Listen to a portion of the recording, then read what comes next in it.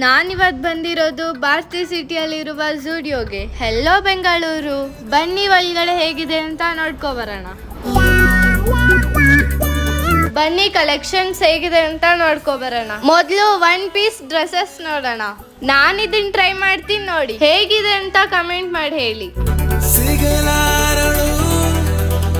Cosmetics ಅಲ್ಲಿ ನೇರ್ polish and lipstick ಇನ್ನ ಹಲವಾರು ಮೇಕಪ್ ಪ್ರಾಡಕ್ಟ್ಗಳು ಸಿಗುತ್ತವೆ. ಒಂದ್ ಜೊತೆ ಕ್ರಾಕ್ಸ್ ಟ್ರೈ ಮಾಡಿ ನೋಡ್ದೆ.